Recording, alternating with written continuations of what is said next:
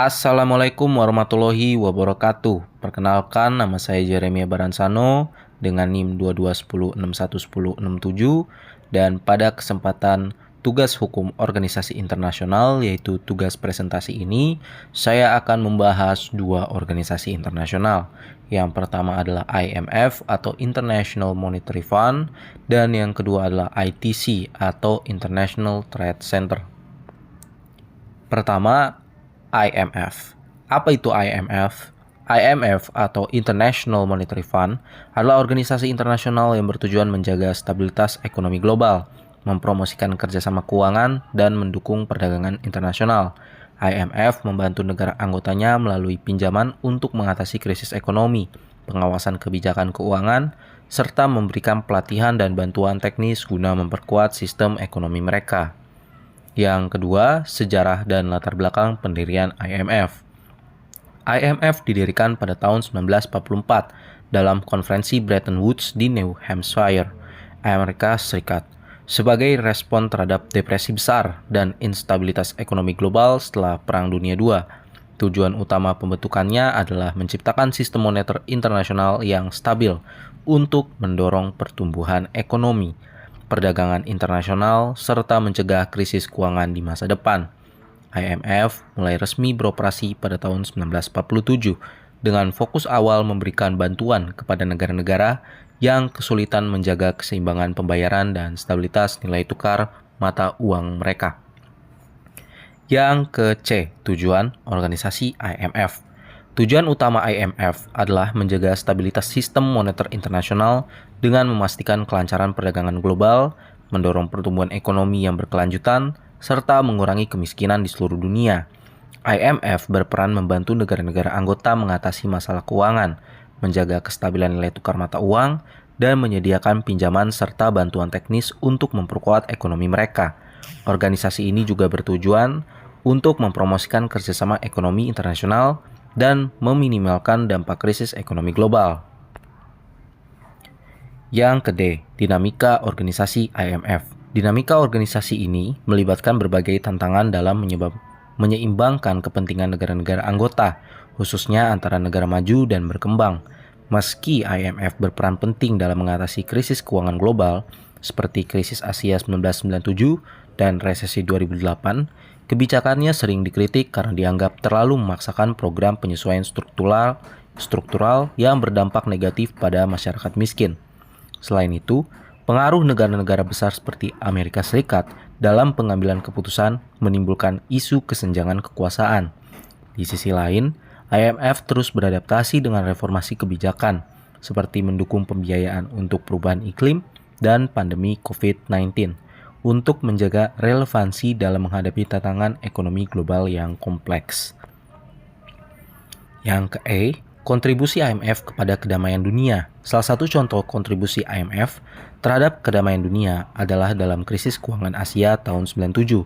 IMF memberikan bantuan keuangan kepada negara-negara seperti Korea Selatan, Thailand, dan Indonesia untuk menstabilkan perekonomian mereka yang terdampak oleh runtuhnya nilai tukar mata uang dan gejolak pasar. Dengan paket pinjaman dan kebijakan penyesuaian, IMF membantu memulihkan kepercayaan investor, mencegah keruntuhan ekonomi yang lebih parah, dan mengurangi risiko konflik sosial akibat kemiskinan dan pengangguran. Pemulihan ekonomi di kawasan ini juga mencegah ketegangan geopolitik yang dapat muncul akibat ketidakstabilan regional. Yang ke-F, kolaborasi Indonesia dengan IMF. Kolaborasi Indonesia dengan IMF dimulai sejak Indonesia bergabung sebagai anggota pada tahun 1954, terutama dalam mengatasi krisis ekonomi. Salah satu momen penting adalah saat krisis moneter Asia 1997, di mana Indonesia menerima bantuan pinjaman dari IMF senilai miliaran dolar untuk menstabilkan perekonomian.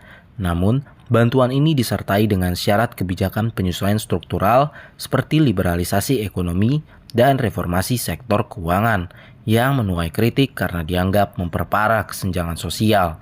Meski begitu, kolaborasi ini memberikan pengalaman penting bagi Indonesia untuk memperkuat stabilitas ekonomi dan membangun sistem keuangan yang lebih tangguh. Hingga kini, IMF terus memberikan dukungan teknis dan analisis ekonomi untuk membantu pertumbuhan ekonomi Indonesia. Selanjutnya, efek dan dampak organisasi IMF menurut saya.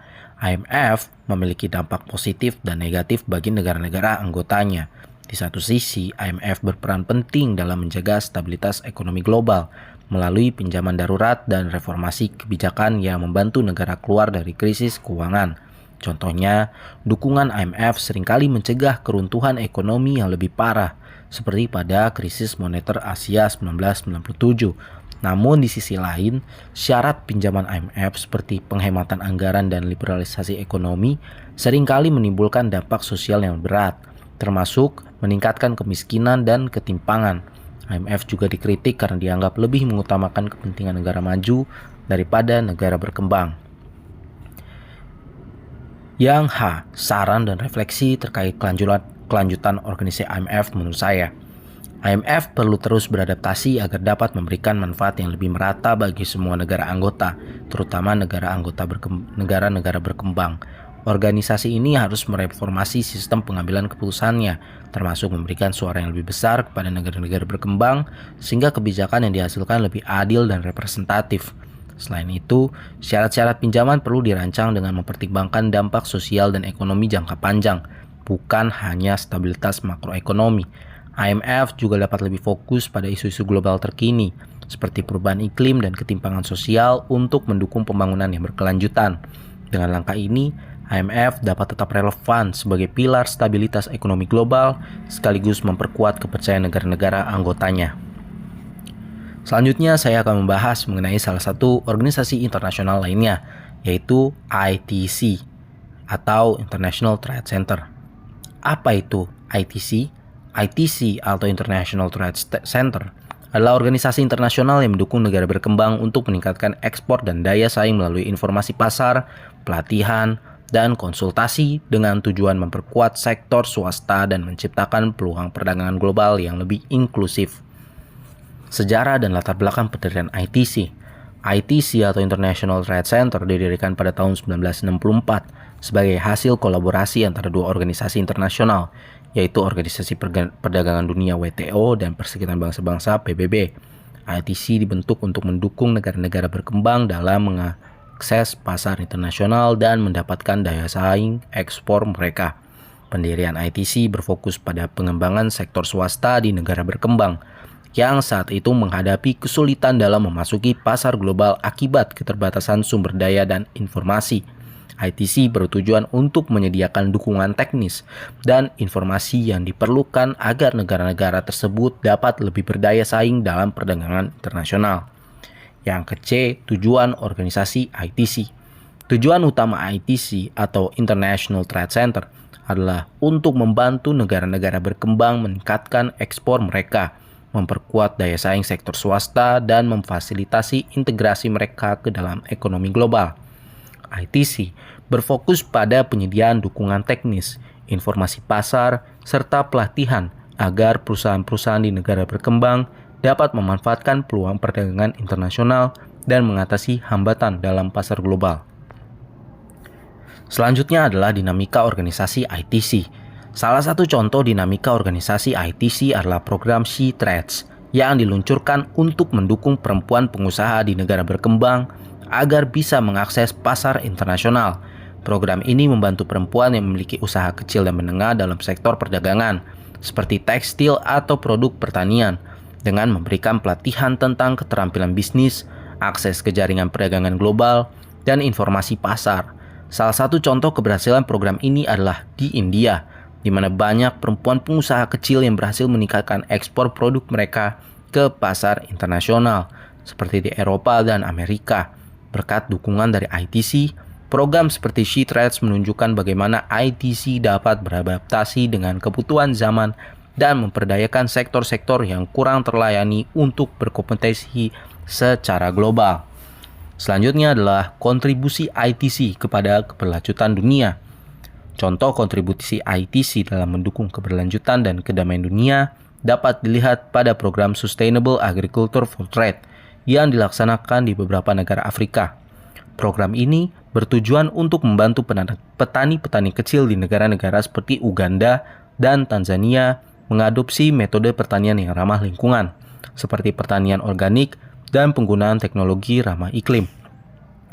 ITC memberikan pelatihan dan akses ke pasar global untuk produk-produk pertanian yang berkelanjutan, yang tidak hanya meningkatkan pendapatan petani, tetapi juga mengurangi dampak negatif terhadap lingkungan.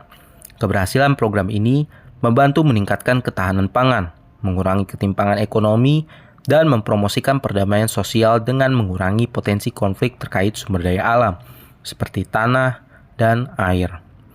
Dengan cara ini, ITC berperan dalam mendukung keberlanjutan dan menciptakan kedamaian melalui perdagangan yang adil dan berkelanjutan. Kolaborasi ITC dengan Indonesia. Kolaborasi ITC dengan Indonesia dapat dilihat dalam program pengembangan ekspor produk kopi, khususnya dari petani kecil di daerah seperti Aceh dan Sumatera. ITC bekerja sama dengan pemerintahan Indonesia dan sektor swasta untuk meningkatkan kualitas dan daya saing kopi Indonesia di pasar internasional. Salah satu contoh kasusnya adalah program Coffee Export Development yang menghubungkan petani kopi dengan pembeli global serta memberikan pelatihan mengenai sertifikasi produk organik dan keberlanjutan. Program ini membantu petani kopi meningkatkan kualitas produk mereka, mengakses pasar global dan mendapatkan harga yang lebih baik, yang pada gilirannya meningkatkan pendapatan dan kesejahteraan mereka. Kolaborasi ini tidak hanya memperkuat sektor pertanian Indonesia, tetapi juga mendukung keberlanjutan dan ekspansi pasar internasional bagi produk unggulan Indonesia.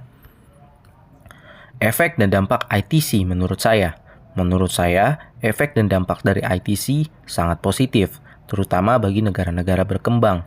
Dengan menyediakan dukungan teknis, pelatihan, dan akses pasar internasional, ITC membantu meningkatkan daya saing produk dari negara-negara tersebut. Hal ini tidak hanya memperkuat sektor swasta, tetapi juga menciptakan lapangan pekerjaan dan mengurangi kemiskinan. Namun, tantangan utama adalah bahwa manfaat dari program ITC tidak selalu merata, dan ada kemungkinan hanya sebagian kecil dari populasi yang benar-benar dapat memanfaatkan peluang ini. Di sisi lain, ITC juga berperan dalam mempromosikan perdagangan yang berkelanjutan dan adil, yang memiliki dampak jangka panjang dalam menciptakan perekonomian yang lebih stabil dan berkelanjutan, serta memperkuat hubungan internasional. Secara keseluruhan, dampaknya sangat penting untuk pembangunan ekonomi global yang inklusif dan berkelanjutan. Saran dan refleksi saya atas kelanjutan organisasi ITC ini. Untuk kelanjutan organisasi ITC, saran saya adalah agar ITC lebih fokus pada peningkatan kapasitas teknologi digital dan inovasi dalam perdagangan mengingat perkembangan perdagangan elektronik yang pesat. ITC perlu lebih banyak memberikan pelatihan dan akses kepada negara-negara berkembang untuk memasuki pasar digital global seperti e-commerce yang semakin penting. Selain itu, program ITC harus lebih berfokus pada pemberdayaan perempuan dan kelompok rentan lainnya, serta memastikan bahwa manfaatnya dapat dirasakan oleh lebih banyak sektor, termasuk sektor informal dan bahkan usaha mikro kecil dan menengah UMKM. ITC juga perlu meningkatkan kolaborasinya dengan sektor swasta dan lembaga internasional untuk menciptakan ekosistem perdagangan yang lebih inklusif, transparan, dan ramah lingkungan. Dengan langkah-langkah ini, ITC dapat terus relevan dan memberi kontribusi yang lebih besar bagi pembangunan ekonomi berkelanjutan dan perdamaian dunia. Sekian saja presentasi dari saya. Nama saya Jeremy Banansano. Terima kasih, semoga bermanfaat.